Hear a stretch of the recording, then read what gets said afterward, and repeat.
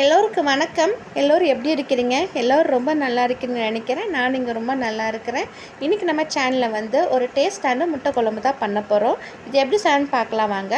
வீடியோக்குள்ளே போகிறதுக்கு முன்னாடி நீங்கள் நம்ம சேனலை வந்து ஃபஸ்ட் டைம் பார்க்குறா இருந்தீங்கன்னா ப்ளீஸ் நம்ம சேனல் வந்து சப்ஸ்கிரைப் பண்ணி வச்சுக்கோங்க. அப்போ தான் நான் போடுற வீடியோவில் உங்கள் நோட்டிஃபிகேஷன்லேருந்து சேரும். சரி வாங்க வீடியோக்குள்ளே போகலாம். ஃபஸ்ட்டு வந்து அடுப்பு பற்ற வச்சுட்டு பேன் வச்சுக்கோங்க. பேன் வச்சோடனே ஒரு 3 டீஸ்பூன் அளவு எண்ணெய் ஊற்றிக்கோங்க. எண்ணெய் லைட்டாக சூடானோடனே ஒரு 3 பெரிய வெங்காயம் இந்த மாதிரி ரஃப்பாக சாப் பண்ணது அந்த வெங்காயமும் போட்டுக்கோங்க.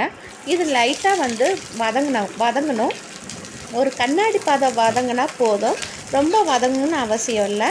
அதுக்கப்புறம் இந்த வெங்காயம் வதக்கிறதுக்கு நம்ம வந்து உப்பு வந்து சேர்த்துக்கலாம். நான் வந்து கல் உப்பு தான் நான் சேர்த்துக்கிறேன். இப்போ இந்த வெங்காயம் நல்லா வதக்கி விட்டுக்கலாம். இந்த வெங்காயம் வதங்கின அப்புறம் நம்ம வந்து தக்காளி சேர்க்க போகிறோம். நான் வந்து நாட்டு தக்காளி தான் நான் எடுத்துருக்கிறேன். நீங்கள் பெங்களூர் தக்காளி கூட நீங்கள் தாராளமாக சேர்த்துக்கலாம். வெங்காயம் இப்போது இந்த மாதிரி வதங்கின அப்புறம் 2 மீடியம் சைஸ் பெரிய தக்காளியை வந்து சேர்த்துக்கோங்க. கொஞ்சம் பெரிய தக்காளி இருந்தால் நல்லாயிருக்கும். இப்போ இந்த தக்காளி வெங்காயம்லாம் நல்லா வந்து மசையணும். தக்காளி வந்து கொஞ்சம் லைட்டாக வந்து மசிச்சா போதும், ரொம்ப வந்து வதக்கணும்னு அவசியம் இல்லை. இந்த தக்காளி வதங்கிறதுக்கு கூட நீங்கள் லைட்டாக மஞ்சத்தூள் போட்டால் கூட நம்மளுக்கு வந்து தக்காளி டக்குன்னு வதங்கி தரும். இப்போது இந்த தக்காளி வெங்காயம் நல்லா வதங்கிருச்சு. இப்போ இது வந்து ஆற வச்சு அரைச்சிட்டு எடுத்து வந்துக்கோங்க. அதுக்கப்புறம் ஒரு கடாயில் ஒரு 2 டீஸ்பூனுக்கு எண்ணெய் ஊற்றிக்கோங்க. நான் வந்து கடையில் எண்ணெய் தான் எடுத்துருக்கிறேன்.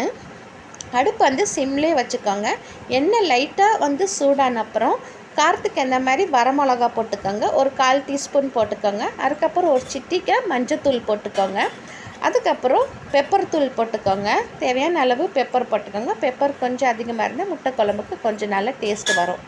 பெப்பர் தூள் போட்டுட்டு நம்ம வேக வச்ச முட்டையை 4 கீரல் போடுவாங்க பார்த்திங்களா, அந்த கீரல் வந்து போட்டுக்கோங்க. அதாவது மஞ்சக்கருவில் படாமல் நம்ம வந்து கீரல் போட்டுக்கணும், சரிங்களா? இப்போது இந்த முட்டையை நல்லா வந்து நம்ம ஃப்ரை பண்ணி எடுக்க போகிறோம். ஆரம்பத்துலேயே இந்த மாதிரி நம்ம ஃப்ரை பண்ணி நம்ம எடுத்தோம்னா முட்டை குழம்பு ஒரு டேஸ்ட்டு அவ்வளோ டேஸ்ட்டாக இருக்கும்.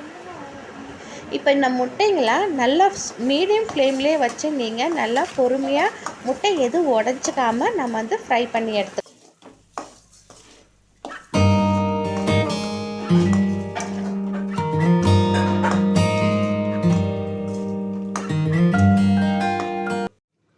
அடுத்தது அதே பேனில் நம்ம வந்து மீடியம் ஃப்ளேமில் வச்சதுனால மசாலாலாம் அடி பிடிக்கல. உங்களுக்கு லைட்டாக மசாலா அடி பிடிச்சின்னா லைட்டாக பாத்திரத்தை வந்து கழுவிக்கோங்க.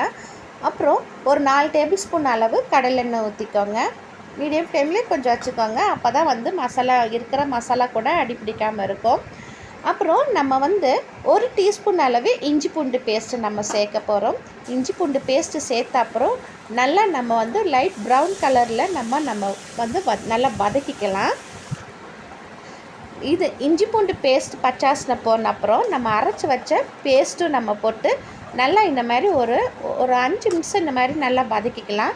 இது நல்லா வதங்கின அப்புறம் நம்ம வந்து மசாலா சேர்க்கலாம். 1 டீஸ்பூன் மல்லித்தூள் சேர்த்துக்கோங்க.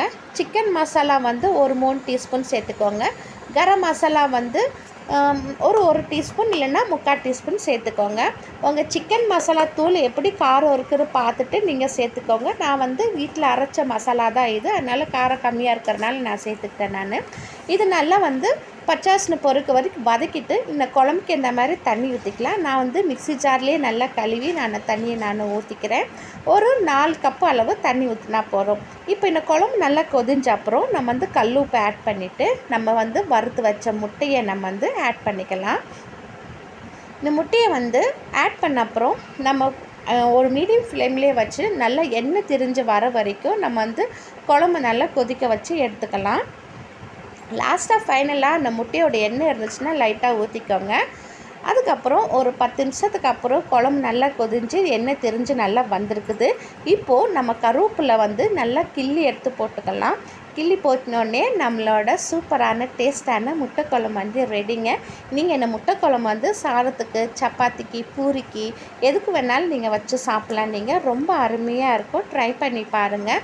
ட்ரை பண்ணி பார்த்து எனக்கு வந்து கண்டிப்பாக வந்து கமெண்ட்டில் சொல்லுங்கள், சரிங்களா? உங்களுக்கு இந்த வீடியோ பிடிச்சிச்சுன்னா ப்ளீஸ் ஒரு லைக் கொடுங்க. அதே மாதிரி உங்கள் ஃப்ரெண்ட்ஸ்க்கெலாம் ஷேர் பண்ணுங்கள். அதே மாதிரி மறக்காமல் சேனலை சப்ஸ்கிரைப் பண்ணிக்கோங்க. தேங்க்யூ ஃபார் வாட்சிங் ஃப்ரெண்ட்ஸ். தேங்க்யூ.